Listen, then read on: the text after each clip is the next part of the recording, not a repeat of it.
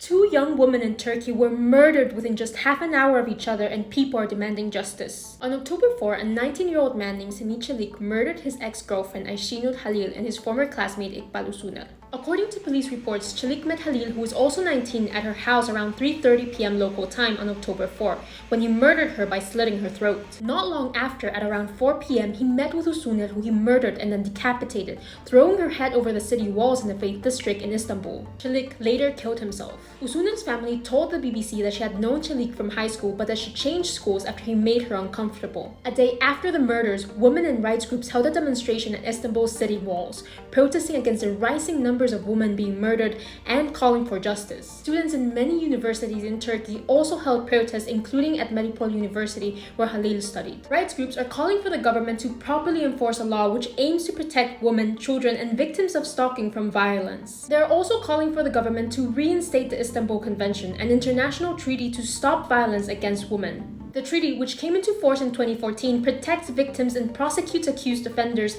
and creates a comprehensive legal framework and approach to combat violence against women. Turkey was the first country to ratify the convention in 2012, but the government withdrew from the treaty in 2021, saying it had been hijacked by a group of people attempting to normalize homosexuality, which is incompatible with Turkey's social and family values. Turkish President Recep Tayyip Erdogan had insisted at the time that the withdrawal was completely legal, and the decision by no means denotes that Turkey compromises on the protection of women. Men have murdered 205 women in Turkey in just the first 6 months of 2024, according to Turkish women's rights groups who will stop femicide. Follow for more stories from around the world.